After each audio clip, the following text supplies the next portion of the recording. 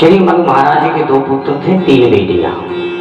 जिन बेटियों की भी आपने कथा श्रवण की, दो पुत्र थे प्रियव्रत और उत्तानपाद। राजा उत्तानपाद की दो रानियां थे, सुनीति और सुरुचि। दोनों के ही एक एक पुत्र थे। सुरुचि का उत्तम और सुनीति का ध्रुव। एक दिन ध्रुव राजमहलों में खेलते हुए पहुंचे उत्तम के साथ, तो राजा के निकट जाके खेलते हुए राजा की गोद में बैठ गए। तो राजा की गोद में बैठे हुए ध्रुव को उसकी सौतेली मां अर्थात सुरुचि ने देख लिया। तो सुरुचि ने जाकर के राजा की गोद से ध्रुव को नीचे पटक दिया और कहा, ध्रुव इस पद पर बैठने के लिए भगवान से प्रार्थना कर कि तुझे मेरी कोख से जन्म मिले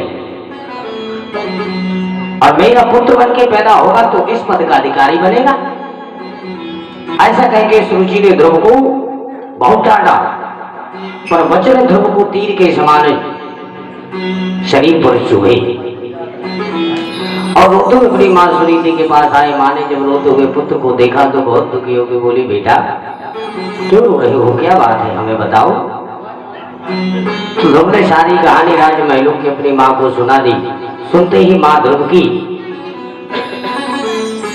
बहुत दुखी हुई और बोली, बेटा वो पिता इस प्रजा के पिता है, बेटा रो मत, यदि गोद में नहीं बिठाला तो क्या होगा। बेटा ये छोटी छोटी बातों पर ध्यान नहीं देते।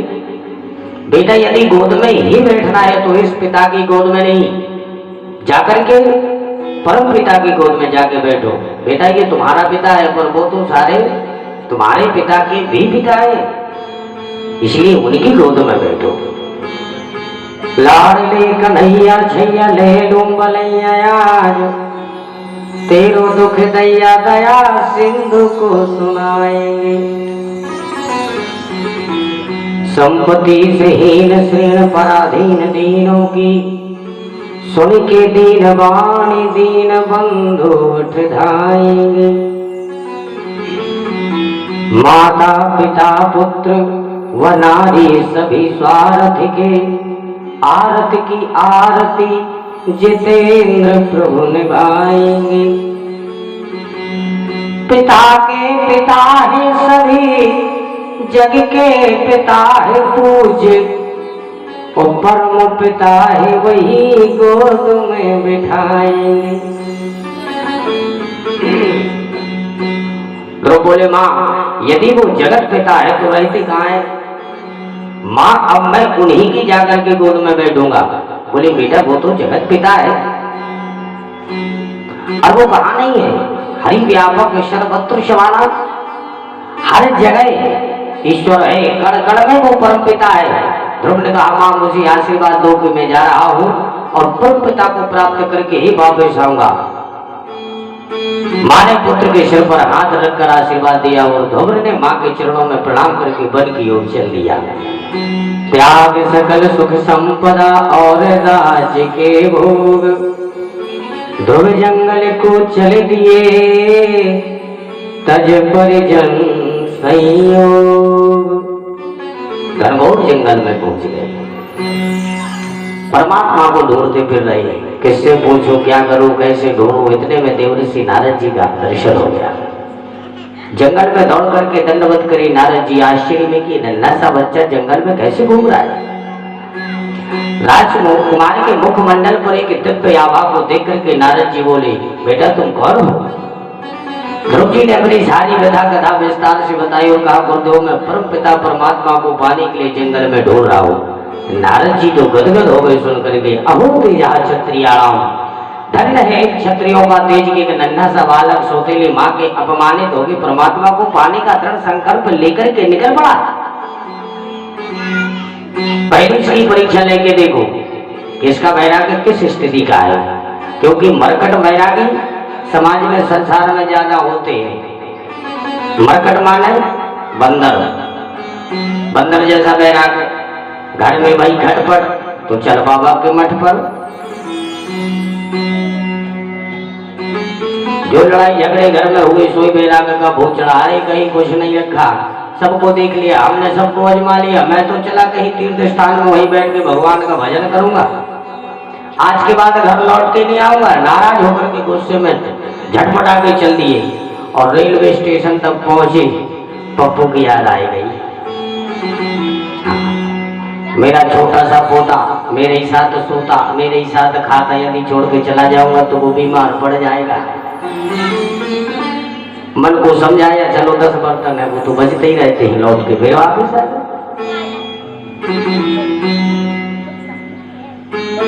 तो इसे मरकट बैराग्य कहते हैं।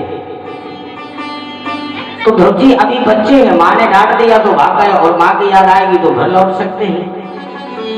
इसलिए इस बच्चे की परीक्षा लेनी चाहिए। तो नारद जी ने समझाया कि देखो बेटा तुम अभी बच्चे हो, जिस परमात्मा को तुम ढूंढने निकले हो, पाने निकले हो, उसको पाना इतना सरल नहीं है। चलो जंगल में तुम्हें दिखाता हूँ, हजारों महात्मा बैठे हैं गुफाओं के भीतर, बड़ी बड़ी दाढ़ी हो गई, सारी जिंदगी उसको पाने के लिए बिता दी, पर एक झलक को अभी तक नहीं पाई। तो बेटा जब इतने इतने बड़े बुढ़े नहीं पा सके तो तू 5 साल का बच्चा कैसे पालेगा? बहुत कठिन है, बहुत समस्याएं हैं जंगल में। तू तो अभी कमल है, महलों में रहने वाला, ये सब कष्ट तेरे से नहीं झेले होंगे। जाओ माँ के साथ रहो, बच्चों के साथ बातें करो, ध्यान मत दो, अभी तुम छोटे बच्चे हो। ध्रुव जी बोले महाराज आपको यदि उनका पाने का रास्ता कोई मालूम है तो बताइए, नहीं तो आप अपनी रास्ता जाइए और मैं अपनी रास्ता जाऊं। हमको भाई रोकने का प्रयास मत कीजिए। पाने के लिए निकला हो तो पाकर ही लौटूंगा, अन्यथा लौटूंगा नहीं। नारद जी प्रसन्न हो गए, चेला तो पक्का मालूम पड़ता है। पुराने महात्मा जल्दी से चेला नहीं बनाने थे, पहले खूब ढोक बजा के देखते थे, तब कृपा करके मंत्र देते थे। नारद जी प्रसन्न हो गए ध्रुव जी को दृढ़ता को देख करके, बोले अच्छा तो बेटा एक मैं तुम्हें मंत्र देता हूँ, जमुना के तट पर बैठ करके इस मंत्र का जाप करो। मुझे विश्वास हो गया कि तुम्हें परमात्मा की कृपा अवश्य प्राप्त होगी। कान में मंत्र फूंक दिया, ओम नमो भगवते वासुदेवाय। द्वादशाक्षर मंत्र है बेटा, निरंतर इस मंत्र का जाप करो। 7 रात्रि इस मंत्र का कोई अखंड जाप कर लेता है तो उसकी आंखों में सिद्धों को देखने की सामर्थ्य आ जाती है। 7 रात्रि उमान पश्यति खेचराग, जपने की विधि सारे नियम बता दिए। भगवान को पाने की यदि सच्ची लगन साधक में है तो भगवान नारद जैसे संत सदगुरु अपने आप ही भेज देते हैं। ध्रुव जी ने खोज नहीं की, नारद जी अनायास ही मिल गई।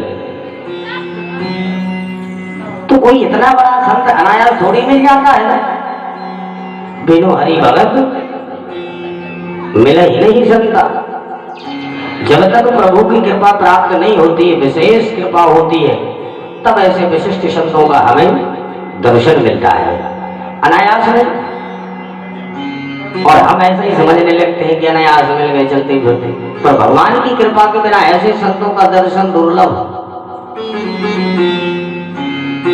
ध्रुव को क्यों मिली? क्योंकि ध्रुव की उत्कंठा सच्ची थी, लगन पक्की है, इसलिए चलते फिरते नारद जी मिल गए। मंत्र लिया ध्रुव जी महाराज जमुना के तट पर मथुरा कब में आ गए।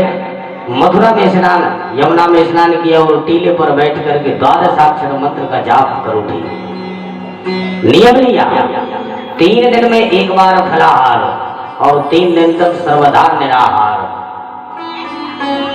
हम लोगों जैसा नहीं कि हम लोगों का यदि व्रत जिस दिन आ गए तो समझो रबड़ी, मालपुआ, दौटा, खीर, तमाम जिस दिन समझ लो पक्की पक्की चीज बढ़िया घर में बने तो समझ लो आज कोई व्रत है।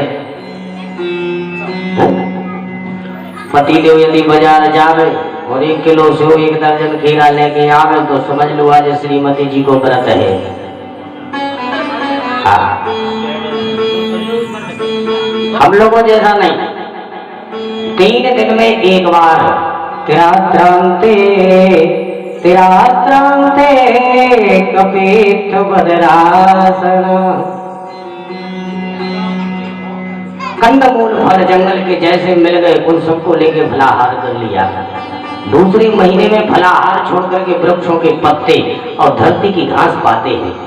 6 दिन में एक बार, तीसरा महीना लगा तो नवमे हनी, 9 दिन में एक बार पत्ते और घास भी छोड़ दी। 9 दिन में एक बार केवल यमुना जी का जल पीते हैं और 9 दिन तक पानी भी नहीं।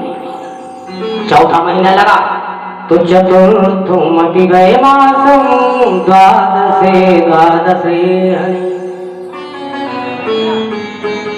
अब 12 दिन में एक बार क्या बोले पानी भी छोड़ दिया, केवल वायु ही पान किया करते हैं, हवा।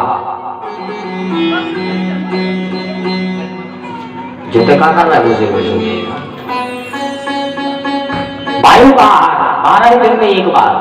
और जो 5वां महीना लगा तो ऐसा प्राणायाम चढ़ाया ध्रुव जी महाराज ने कि पैर के अंगूठे पर खड़े होकर के कि समस्त संसार के चराचर प्राणियों का प्राण वायु अवरुद्ध हो गया। हाहाकार मच गया तब लोक में, देवलोक में देवता घबराए, भगवान की शरण में गए। नेवम विराम भगवान प्राणरोधम चराचरास्याखिल सत्वधाम्ना विरेतन्नो वृजनाद विमोक्षम प्राप्तम वयं त्वां शरणं शरणं। हे प्रभु हम सबकी रक्षा, हम आपकी शरण में हैं। ना जाने क्या होगा, हम सबका प्राण वायु अवरुद्ध हो गया, सब मारे जाएंगे। प्रभु रक्षा करो हमारी। भगवान बोले मां वैष्ठ चिंता मत करो। और गरुड़ पर आरूढ़ होकर के नारायण दौड़े दौड़े मधुबन में पहुंचे और ध्रुव जी के सामने शंकर चक्र गदा पद में लेके प्रकट हो गए। और ध्रुव जी पैर के मुट्ठी पर अब भी आंख बंद किए खड़े हैं, नेत्र ही नहीं खोल रहे। क्यों? क्योंकि प्रभु हमारे हृदय में हमें दर्शन दे रहे हैं, दिखाई दे रहे हैं, तो प्रभु नेत्र नहीं खोल रहे। ध्रुव जी महाराज प्रभु समझ गए कि ये हृदय की छवि को भगवान ने अदृश्य कर दिया। हृदय के ठाकुर जी जब अंतर ध्यान हुए तब ध्रुव जी महाराज ने हबड़ा करके एकदम नेत्र खोले तो क्या हुआ? कहाँ गए? जब इधर उधर देखा तो जैसे ही आप खुली तो हृदय के ही सामने प्रत्यक्ष नजर आए। बोले भक्तवत्सल भगवान की जय। जो हृदय में विराजे प्रभु को प्रत्यक्ष आंखों के सामने देखा तो गदगद होकर के तुरंत ध्रुव जी महाराज साष्टांग दंडवत किया और मन ही मन घबराने लगे। राम राम राम। माता जी से मैंने क्या क्या पूछा, गुरुदेव नारद जी से भी मैंने क्या क्या पूछा, पर ये नहीं मैंने पूछा कि जब प्रभु मिल जाएंगे तो उनको कैसे। मैंने तो सुना है कि पूजा पाठ करनी चाहिए, ये भी सुना है कि स्तुति करनी चाहिए, पर पूजा पाठ करनी चाहिए तो करें कैसे? यहाँ पर कोई सामग्री तो है नहीं। अच्छा ये भी सुन रखा है कि स्तुति करनी चाहिए, पर स्तुति करें कैसे? स्कूल का तो भी हमने मुंह भी नहीं देखा।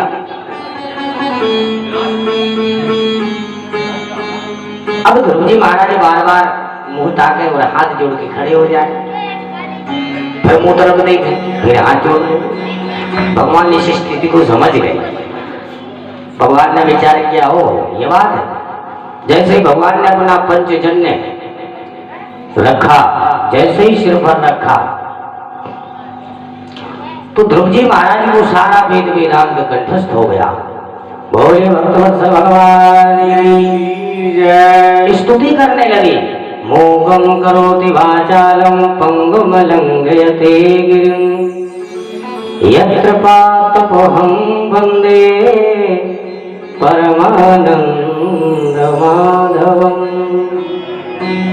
जिसकी कृपा भोगी को वाचाल बना देती है, मूक होई वाचाल पंगु चढ़ई गिरवर गहन। ठाकुर जी कृपा करें तो गूंगा भी वाचाल बन के ऐसा बोलता है कि सबकी बोलती बंद कर देता है। मूकम करोति वाचालम। आज चरितार्थ हो गया ध्रुव जी पर। द्वादशाक्षर मंत्र दिया था गुरुदेव ने, तो ध्रुव जी महाराज ने भी गोविंद की 12 श्लोकों से ही स्तुति गाई। गाओ ठीक ध्रुव जी महाराज। योऽन्तः प्रविश्य मम वाचमिमां प्रसूप्तां संजीवयत्यखिल शक्तिधरा स्वधाम्ना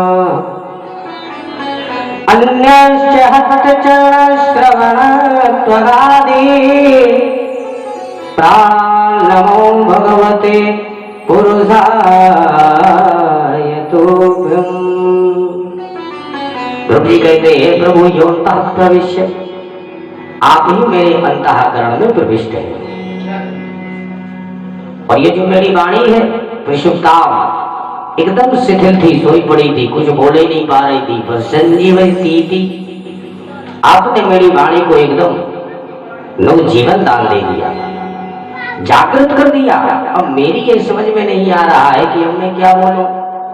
आपके अनंत गुणगण मेरे भीतर जागृत हो गए, वो सब आपकी ही कृपा से।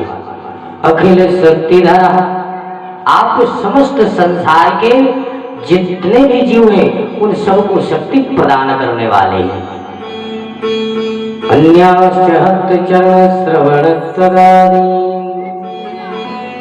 हाथों में, पैरों में, आंखों में, कान में जो भी शक्तियां हैं, पैरों में चलने की, हाथों में लेने देने की, कानों में सुनने की, वाणी में बोलने की, आंखों में देखने की, समस्त शक्तियां आपकी ही प्रदत्त है। बहुत सुंदर स्तुति गाई ध्रुव जी महाराज ने।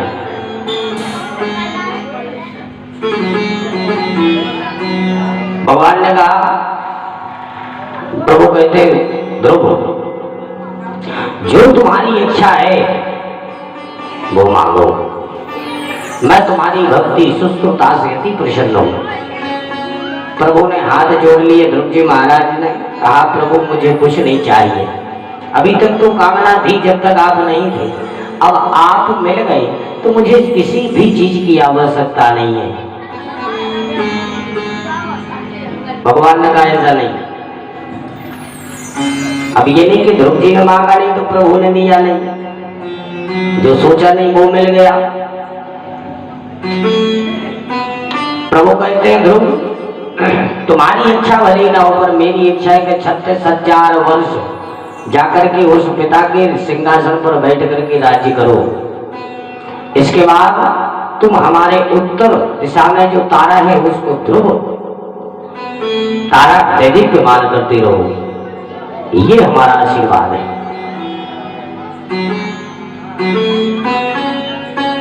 अब सोच करके देखिए, जो कुछ ध्रुव जी ने सोचा नहीं वो प्राप्त हो गया। बिन मांगे मोती मिले, मांगे मिले नबी। मांगने से हमें कुछ नहीं मिलता, पर बिन मांगने से तो हमें मोती भी मिल जाते, और मांगने से हमें भीख नहीं मिलती।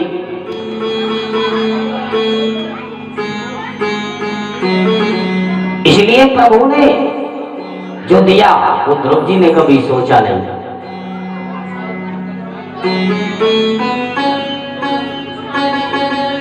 36,000 वर्ष प्रभु के आशीर्वाद से ध्रुव जी महाराज ने सिंहासन पर बैठ करके राज्य किया। सारी कामना, सुखदेव जी कहते परीक्षित, आज जब ध्रुव जी महाराज लौटे तो आज जिस सौतेली माँ ने धक्के मार करके पिता की गोद से नीचे पटक दिया था ध्रुव जी के लिए, आज वही सौतेली माँ ध्रुव के आगमन की खुशी में सोने की थाली में आरती सजा करके स्वागत के लिए खड़ी है।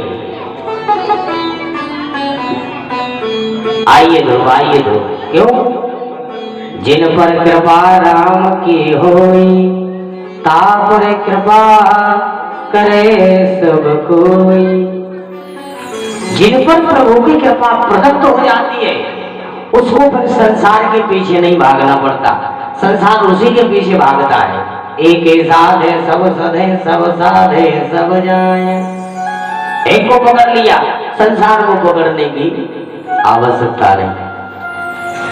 संसार को साधना बड़ा मुश्किल है। सुखदेव जी कहते हैं, राजन महाराज उत्तानपाद ने तुरंत अपने बेटे ध्रुव को आते ही राजगद्दी सौंप दी और कहा, बेटा अपने छोटे भैया का ध्यान रखना, मैं तो चला भजन करने। पद प्रदान करके उत्तानपाद तो चले गए। ध्रुव जी के 2 विवाह हो गए, भ्रमी और इला नाम की कन्या से। बच्चे भी हुए, पद कर उत्सला दी।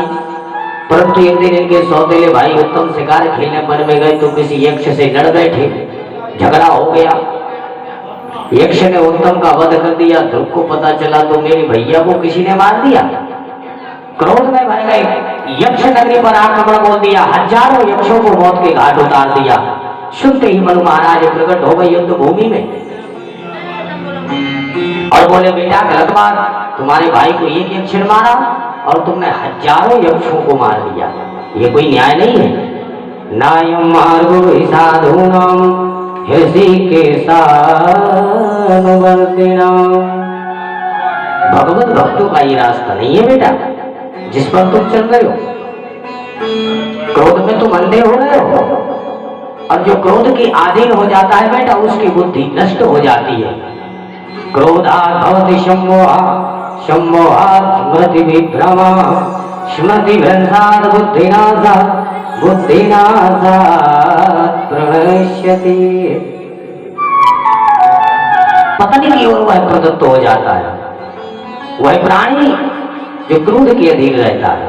अब ध्रुव जी को बड़ा पश्चाताप हुआ, हमने गलती कर दी भाई कि प्रेम में अंधे हो गए क्यों। बोले क्या करो, अब बताओ दादाजी, आप ही बताओ। मनु महाराज ने कहा कि जाओ यक्षों के राजा कुबेर से माफी मांग लो। तुरंत कुबेर जी के चरणों में प्रणाम करते हुए ध्रुव जी महाराज ने माफी क्षमा याचना मांगी। कुबेर जी प्रसन्न होकर बोले बेटा तुम क्षत्रिय हो, अपने क्रोध को तुमने त्याग दिया, ये बहुत बड़ी बात है। क्योंकि क्षत्रिय का यदि क्रोध भड़क जाए तो शांत करना बड़ा कठिन होता है। तूने अपने क्रोध पर नियंत्रण कर लिया, मैं प्रसन्न हुआ। मेरे से जो चाहो वरदान मांग लो। ध्रुव जी ने बोले एक वरदान के पापड़ अभी तक फैलाऊं, ऐसा वरदान प्रभु ने दिया। गद्दी सौंप दी कि मेरी तो बुद्धि भी आज खराब हो गई, मैं अब कोई वर नहीं चाहूंगा, बस आशीर्वाद दे दीजिए कि प्रभु के चरणों की भक्ति सदा बनी रहे। आशीर्वाद देके ध्रुव को विदा किया। ध्रुव जी तुरंत आए और बेटे को राज्य का सत्ता सौंप करके शब्दों के बीच चले गए। खूब भगवत भजन किया,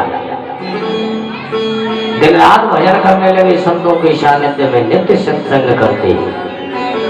36,000 वर्ष की अवधि पूरी हुई तो एक दिन दिव्य विमान आकाश मंडल से प्रकट हो गया। 500 लोग आज चलो भैया हम आपको लेने आए। और जैसे ही ध्रुव जी महाराज विमान में चढ़ने लगे कि मृत्यु देवता प्रकट होकर सामने आ गए। महाराज किधर जा रहे हो, ये मृत्यु लोग है, मुझसे बगैर मिले नहीं जा सकते। बताओ पूरी रात कल नहीं योगा जरूरी है। हमें कथा सुन लो।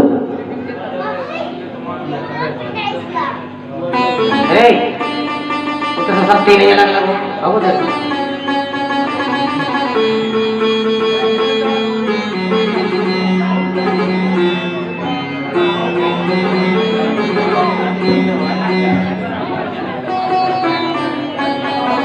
मृत्यु देवता आ गए सामने। बोले प्रभु, अरे महाराज ये मृत्यु लोक है, जो इस मृत्यु लोक में आता है उसे मुझे स्पर्श करके जाना पड़ता है। ध्रुव जी महाराज विमान पर चढ़े तो मृत्यु को भी सिर झुकाना पड़ा। मृत्युर्मूर्धे पदं दत्त्वा आरुरोहाद्भुतं ग्रहम्। आज मृत्यु के सिर पर ध्रुव जी महाराज पैर रख करके विमान पर चढ़े। भक्ति में वो सामर्थ्य है कि मृत्यु को भी सिर झुका के आना पड़ता है। जैसे ध्रुव जी महाराज को पार्षद लेके जाने लगे तो ध्रुव जी महाराज का थोड़ा सा मन उदास हो गया। पार्षदों ने पूछा महाराज आपका ये मन उदास क्यों है। बोले क्या बताऊं भैया, मैं जल्दी जल्दी में अपनी एक चीज भूल आया। क्या? बोले जिसके प्रेरणा से, जिसके आशीर्वाद से आज मैं इस पद पर पहुंचा हूं, आज उसी को मैं सीधे धराधाम पर छोड़ के आ गया अपनी माता जी को।